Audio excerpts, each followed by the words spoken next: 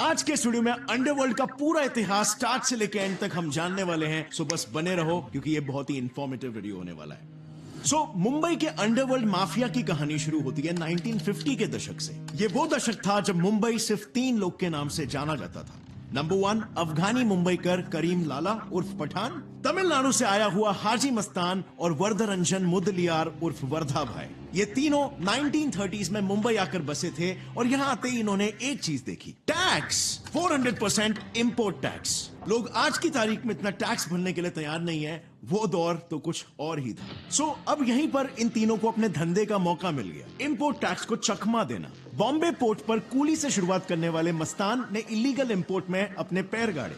Victoria terminus railway station पर coolie का काम करने वाले वरदरंजन ने कार्गो की चोरी और सिटी में शराब के डिस्ट्रीब्यूशन का रास्ता पकड़ा। और पठान करीम लाला ने अपने तगड़े शरीर और अन्य अफगानी पंटरों के दम पर एक्सटॉर्शन रैकेट्स के साथ साथ शराब और गैम्बलिंग के ठेके चलाना शुरू किया। खैर, वैसे तो गैंगस्टर्स अपने इलाके में किसी को बर्दाश्त नहीं करते, खास करके कंपेटिटर्स को, पर इन तीनों के बीच एक आपसी समझौता हो चुका था। और तभी तो मुंबई की एक मायन में ये तीनों तलवारें होने के बावजूद भी सब कुछ बिना किसी राड़े के आसानी से चल रहा था। पर जैसे जैसे करके इन तीनों का दबदबा मुंबई पर बढ़ रहा था, 20 से 25 सालों के दौरान एक बच्चा मुंबई का चौथा हिस्सा लेने खड़ा हो रहा था।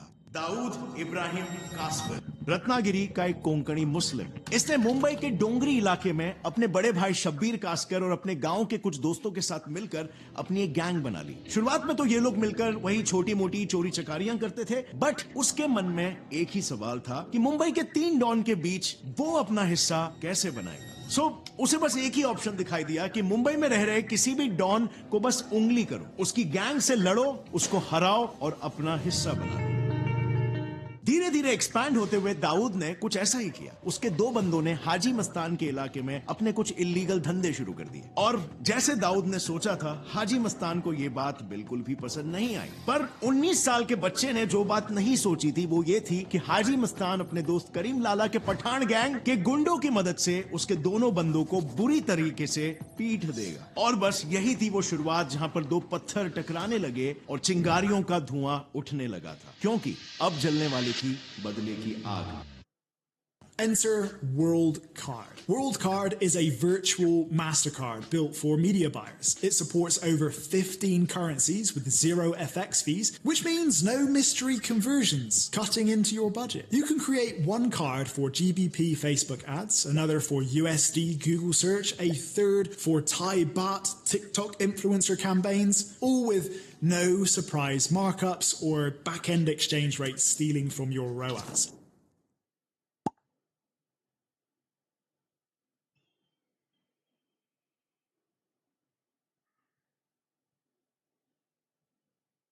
आग। 1974 में दाऊद को एक टिप मिला कि हाजी मस्तान के 4.25 लाख रुपए किसी को शक ना हो इसलिए एक टैक्सी के जरिए ले जाए जा रहे हैं। और यह सुनकर दाऊद को इसमें एक परफेक्ट अपॉर्चुनिटी दिखाई देने लगी। उसने अपने गैंग डी कंपनी को तुरंत ही इकट्ठा किया और उस टैक्सी पर धावा बोल दिया और सारे पैसे लेकर रफू चक्कर हो गया। लेकिन कहानी में ट्विस्ट तब आया जब उन्हें बाद में पता चला कि वो पैसे असल में पड़ोस के मेट्रोपॉलिटन बैंक के थे, मस्तान के नहीं। लेकिन चोरी तो हो चुकी थी, वो भी पूरे 4.25 लाख की, जो कि उस समय में एक बहुत ही बड़ा अमाउंट था। और इसीलिए ये लूट उस पूरे दशक की सबसे बड़ी डकैती बन गई। दूसरे दिन जैसे ये न्यूज दाऊद के कानों तक पहुंची, डर के मारे उसका गला ही सूख गया, क्योंकि इस केस की इन्वेस्टिगेशन कोई और नहीं, दाऊद के अपने खुद के पिता इब्राहिम कास्कर, जो मुंबई क्राइम ब्रांच में हेड कांस्टेबल थे, वो ही खुद कर रहे थे। दाऊद की इस हरकत का पता लगते ही तुरंत उन्होंने उन लड़कों को धर दबोचा और दाऊद को तो बेल्ट से पीटते पीटते हुए पुलिस स्टेशन लेकर आए। लेकिन फिर उस पुलिस स्टेशन में कुछ ऐसा हुआ जो किसी ने नहीं सोचा हो। दाऊद को छोड़ दिया गया, लेकिन यहाँ पर एक शर्त रखी गई कि दाऊद खबरी का काम करेगा और पठान गैंग के बारे में सारी इंफॉर्मेशन पुलिस तक पहुंचाएगा और उसका सफाया करने में मदद करेगा। अब ये पुलिस की एक बहुत ही सोची समझी स्ट्रैटेजी थी। उन्होंने ये ऑब्जर्व किया था कि दाऊद ने डकैती पैसों के लिए नहीं बल्कि हाजी मस्तान को सबक सिखाने के लिए की थी। यहाँ पर सिर्फ एक बदले के लिए वो इतना बड़ा रिस्क उठा सकता था, तो उसी बदले को पूरा करने के लिए मुंबई पुलिस का खबरी क्यों नहीं बन सकता है और उस गैंग को डिस्ट्रॉय करने में क्यों नहीं मदद करेगा।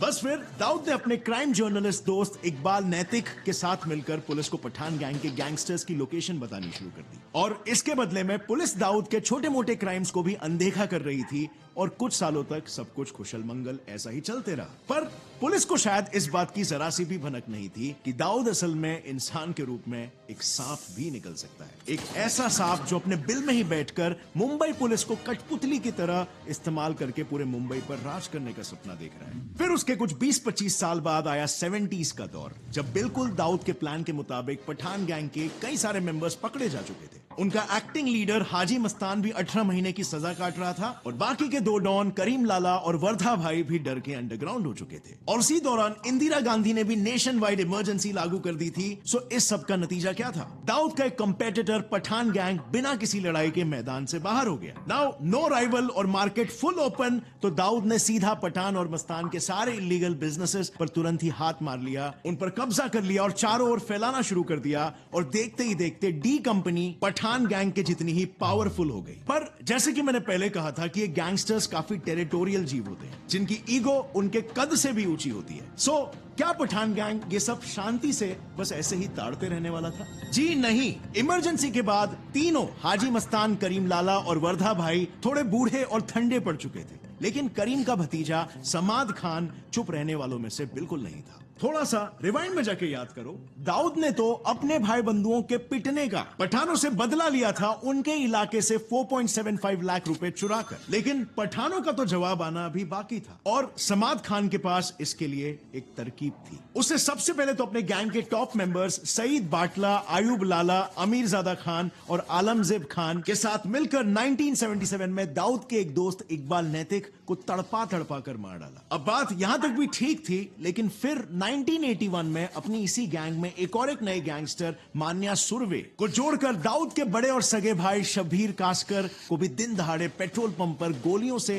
भून डाला गया। इस हत्याकांड का नतीजा यह हुआ कि 1982 में मान्या सुरवे तो एनकाउंटर में मारा गया, लेकिन वो दाऊद इब्राहिम जो अब तक छोटे मोटे कांड किया करता था, अब वो एक फुल फ्लेज्ड डॉन बनने के रास्ते पर निकल पड़ा, क्योंकि अब बात आ चुकी थी अपने ही खून के बदले की। सो उसने सबसे पहले वर्धा भाई जैसे बड़े माफियाओं के लिए काम करने वाले राजन नायर उर्फ बड़ा राजन को उन खूनियों में से एक अमीरजादा की सुपारी दी और इसने अमीरजादा को बॉम्बे सेशन कोर्ट के बीचों बीच खुलेआम गोली से उड़ा दिया। अब इतना सब होने के बाद आग बुरी तरीके से लग चुकी थी और यही आग फैल के दोनों भी गैंग को खत्म करने वाली थी, क्योंकि जाहिर सी बात है पठान गैंग ने इसे सहकर नहीं लिया। अब भले ही बड़ा राजन गैंगस्टर वर्ल्ड में एक जाना माना खिलाड़ी था, लेकिन वो असल में अपनी गर्लफ्रेंड को महंगे गिफ्ट्स देने के चक्कर में इस 2 नंबर के धंधे में आया था। सो अमीरजादा के मर्डर के 1 महीने के अंदर अंदर ही बड़े राजन को भी सेम उसी तरह एक कोर्ट में टपका दिया गया, लेकिन अब्दुल कुंजू नाम के एक ऐसे लोकल गुंडे द्वारा जिसने राजन की गर्लफ्रेंड को भी उससे छीना था। मतलब यहां पर सैवेजनेस देख रहे हो? टेक्निकली पठान गैंग ने बड़े राजन पर डबल घाव किया था, उसकी गर्लफ्रेंड को उससे छीनकर और उसका मर्डर करवाकर। और ऐसा अक्सर ये गैंग्स करते हैं पूरी दुनिया में अपना खौफ फैलाकर। इसके अलावा ये गैंग्स ऐसा काम इसीलिए करते हैं ताकि पूरी दुनिया को ये भी समझ में आ जाए कि ये काम किसने करवाया होगा।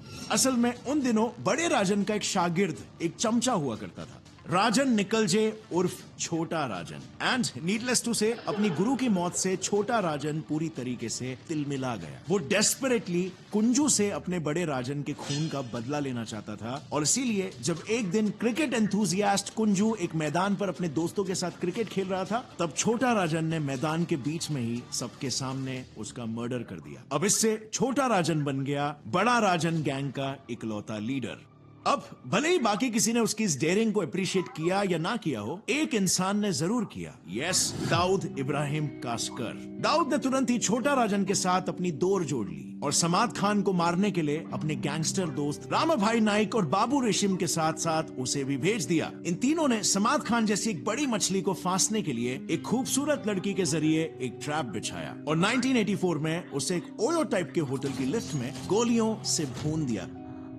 यानी कि अब दाऊद के भाई शब्बीर के कातिलों में से मान्या सुरवे डाउन हो चुका था, अमीरजादा डाउन हो चुका था और समाद खान भी डाउन। अब बचा कौन? आलमजेब पठान, सईद बाटला और आयुब लाला। लेकिन इनका भी गेम बचता इससे पहले ये खबर आती है कि आलमजेब और सईद बाटला पुलिस एनकाउंटर में मारे गए और आयुब लाला मुंबई से फरार हो गया। यानी कि दाऊद के सारे दुश्मन खत्म हो चुके थे, लेकिन अपने भाई के खोने का दर्द अब भी किसी आग की तरह उसके सीने में जल रहा था। और इसीलिए उसने सोचा कि पठानों ने उसके भाई को मारा था, तो पठान गैंग के ओरिजिनल लीडर करीम लाला के भाई रहीम खान अभी भी जिंदा क्यों है? भाई के खून का बदला भी तो भाई के खून के साथ ही होना चाहिए। और बस फिर दाऊद ने एक बार छोटे राजन का नंबर घुमाया और उसे रहीम खान की सुपारी दे दी और 1986 में उसे भी टपका दिया। अब जैसे कि मैंने पहले भी बताया कि पठान गैंग के 3 मेजर सपोर्टर्स हाजी मस्तान, करीम लाला और वरदराजन मुदलियार ऑलरेडी काफी बूढ़े और ठंडे पड़ चुके थे। और अब फाइनली रहीम खान के मरने के बाद पठान गैंग पूरी तरीके से खत्म हो गया। और फिर ये वो समय था जिसके बाद से शुरू होने वाला था मुंबई में दाऊद इब्राहिम का दौर। वो दाऊद इब्राहिम जो अब पूरे बॉम्बे का इकलौता क्रिमिनल मालिक था। मुंबई का यही नया मालिक आगे जाकर अपने ही दोस्त छोटा राजन और अरुण गावली के साथ पंगा मोलने वाला था। और यही दाऊद इब्राहिम आगे जाकर अपने ही दोस्त रमना भाई नायक और बाबू रेशम का भी मर्डर करवाने वाला है। वेल फ्रेंड्स, कहानी अभी बाकी है और कहानी अभी और भी ज्यादा इंटरेस्टिंग होती है। और इसीलिए कहानी को आगे बढ़ाने के लिए और आपको पूरी इंफॉर्मेशन देने के लिए कि मुंबई में अंडरवर्ल्ड खत्म कैसे हुआ, मैं लाऊंगा बहुत जल्द इसका अगला पार्ट 2। So stay tuned. और अगर ये वीडियो आपको इंटरेस्टिंग लगी तो एक लाइक जरूर ठोकना। Gets it fly fact channel subscribe करके बेल नोटिफिकेशन दबाना मत भूलना, वरना आप अगला पार्ट मिस कर दोगे। स्टे